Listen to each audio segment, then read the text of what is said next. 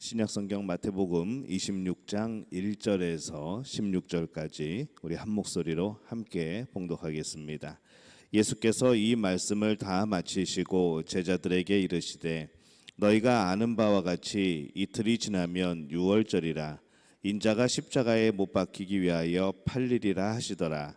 그때에 대제사장들과 백성의 장로들이 가야바라 하는 대제사장의 관정에 모여 예수를 흉계로 잡아 죽이려고 의논하되 말하기를 민난이 날까 하노니 명절에는 하지 말자 하더라.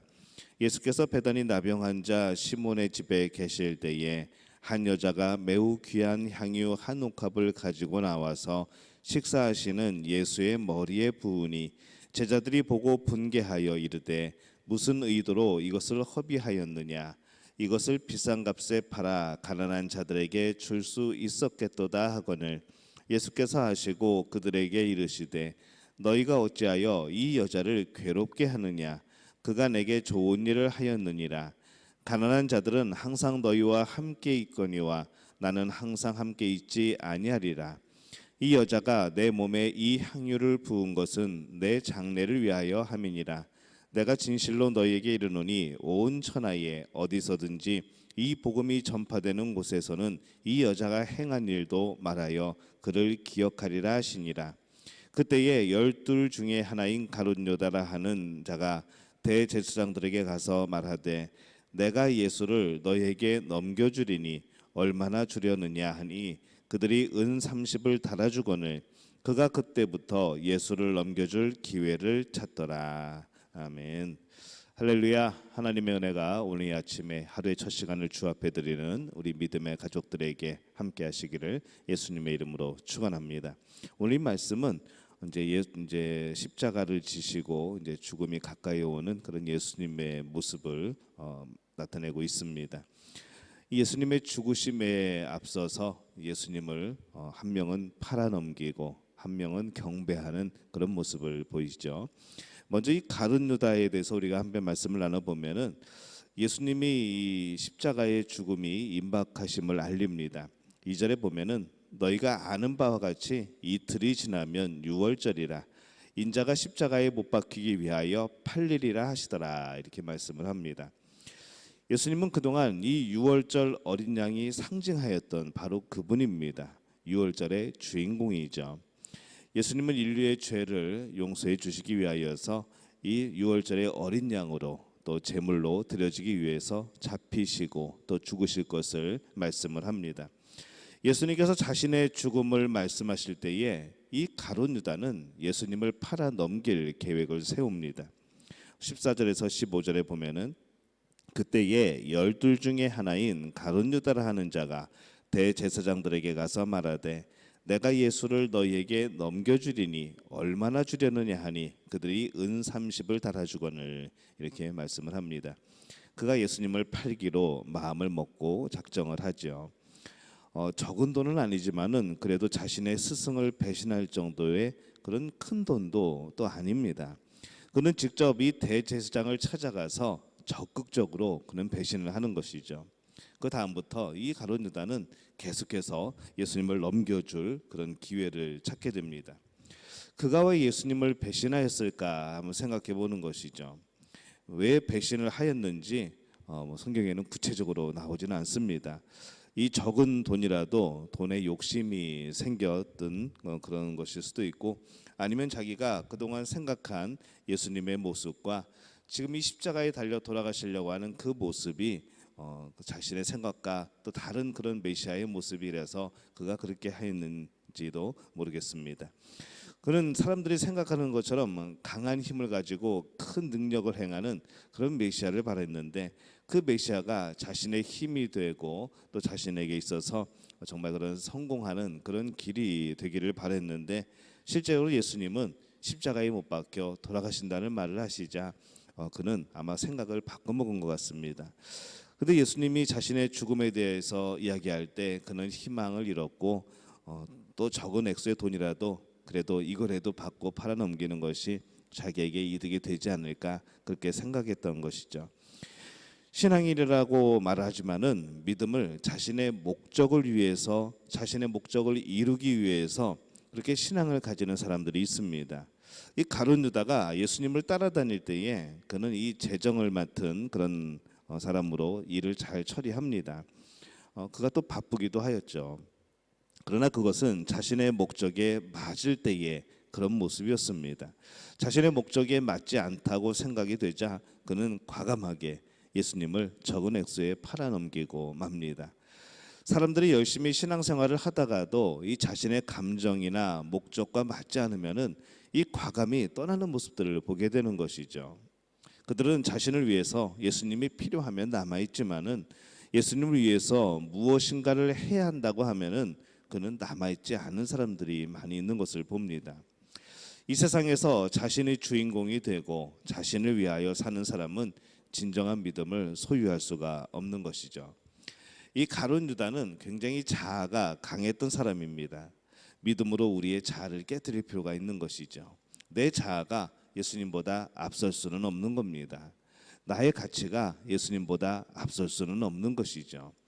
예수님 안에서만 우리의 가치를 인정받을 수 있고 느낄 수가 있습니다. 우리의 가치가 어느 정도가 되는가? 바로 우리가 스스로 예수님과 떨어져서 우리의 가치를 생각하게 될 때에는 우리는 참 가치 없는 그런 사람들이지만은 그런 우리들을 위하여서 예수님은 십자가에 못 박혀 돌아가십니다. 그렇기 때문에 예수님과 연결지어서 예수님의 그 십자가의 은혜 안에서 우리는 예수님의 목숨과 바꾼 그런 가치 있는 사람이 되어지는 것이죠. 그래서 우리의 진정한 가치를 찾는다고 한다면은 우리는 세상에서 예수님과 동떨어진 삶에서 우리의 가치를 찾는 것이 아니라 바로 예수님의 십자가 안에서 우리는 우리의 가치를 찾을 수가 있습니다. 이 가룟 유다와 또 대조되는 모습으로 한 사람의 이야기를 소개를 합니다. 7절에 보면은 한 여자가 매우 귀한 향유 한 옥합을 가지고 나와서 식사하시는 예수의 머리에 부으니 이렇게 말씀을 합니다. 이 한 여자는 나사로의 누이인 마리아입니다. 이 사건은 며칠 전 이 마지막 주에 예수님이 여리고에서 예루살렘으로 올라와 성전을 둘러보시고 이 베다니에서 저녁을 드실 때에 일어난 사건이죠. 한 여인이 매우 귀한 향유 한 옥합을 가지고 와서 예수님의 머리에 다 붓습니다. 이 향유는 나드 향유입니다. 굉장히 비싼 향유이죠. 3천만 원 정도 한다고 우리가 지금 생각할 수 있을까요? 그것을 단번에 깨서 그는 부어버립니다. 순식간에 일어난 일이죠. 8절에서 9절에 보면은 제자들이 보고 분개하여 이르되 무슨 의도로 이것을 허비하였느냐, 이것을 비싼 값에 팔아 가난한 자들에게 줄 수 있었겠도다 하거늘, 이렇게 말씀을 하죠. 이 제자들은 자신들의 돈도 아니면서 이 여인이 단번에 그것을 소비하는 것에 대해서 예수님의 머리에 붓는 것에 대해서 화를 냅니다. 비싼 값에 팔아서 가난한 자들에게 나눠주는 것이 훨씬 낫겠다고 생각을 하는 것이죠. 나드 향유가 비싼 것이라는 것은 그 여인도 정말 잘 알 겁니다. 그것을 모으기 위해서 그는 얼마나 오랜 시간 동안 그렇게 또 그걸 위해서 열심히 노력을 했겠습니까? 그것은 여인의 것이었기 때문에 소중한 것으로 한다면은 그 여인에게 훨씬 더 소중한 것이죠. 그런데 이 제자들은 아까워하는데 여인은 왜 예수님의 머리에 그것을 다 부어서 그렇게 예수님께 드렸을까 하는 겁니다. 저는 이것을 마음의 차이라고 생각을 합니다. 그들의 마음이 무엇을 보고 있었는가에 대한 차이이죠. 예수님을 보았는가, 아니면 그 향유의 가치만을 보았는가, 정말 귀한 것을 누구에게 드린 것인가라는 그런 마음의 차이입니다.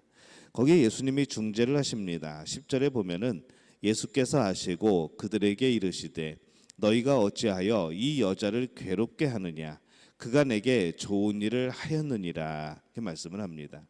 여인이 좋은 일을 하였는데 이 제자들이 여인을 괴롭게 한다라고 말씀을 합니다.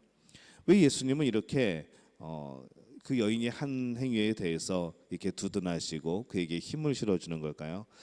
예수님은 이 여인이 보고 있는 것을 함께 보십니다. 12절에 보면은 이 여자가 내 몸에 이 향유를 부은 것은 내 장례를 위하여 함이니라, 이렇게 말씀을 합니다. 예수님이 이 여인이 자신의 죽음을 슬퍼하고 있다는 것을 보십니다. 여인은 예수님의 죽으심을 들었고 또 이제 앞으로의 그런 죽으심을 들었고 슬퍼했고 또 자신이 가지고 있던 가장 귀한 것을 들여서 그 마음을 예수님께 표현하고 싶었던 것이죠. 그 여인의 목표는 향유가 아니라 예수님이었습니다.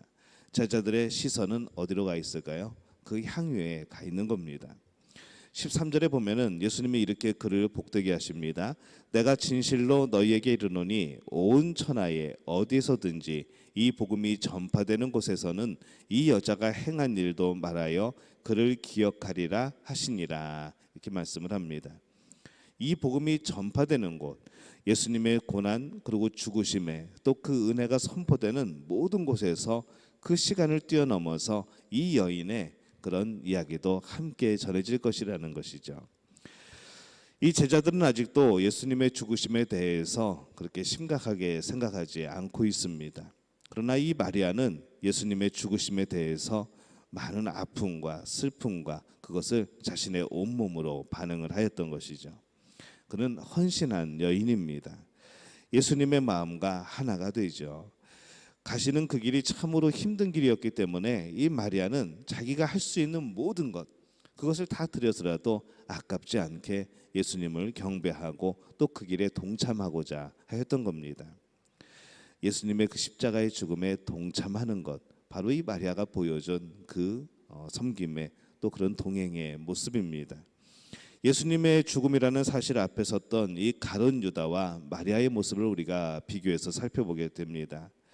나에게 예수님은 과연 어떠한 분이실까라는 것이죠. 여전히 내 멋대로 달면 먹고 쓰면 뱉는 그런 모습으로 우리는 신앙생활을 하는가, 또 그런 존재는 아닌가 한번 생각해 보게 됩니다. 예수님은 오직 우리의 모든 것이 되시는 분이어야 합니다. 우리의 많은 것 중에 일부가 아니라 우리의 모든 것이 되셔야 되지요. 내 생각에, 내 욕심에, 내 자아에 너무 집착하지 말고 우리의 모든 것을 통하여서 예수님을 바라보는 우리 믿음의 가족들이 되어주시기를 바랍니다. 내 자아는 예수님의 십자가 안에서 우리는 그 가치를 찾을 수가 있습니다. 언제나 예수님과 더불어 그 안에서 우리의 삶의 길을 찾는 우리 믿음의 가족들이 되어주시기를, 그리고 모든 순간에 예수님이 나에게 과연 어떠한 분이신가 늘 점검하는 우리 믿음 가족들이 되어주시기를 예수님의 이름으로 축원합니다.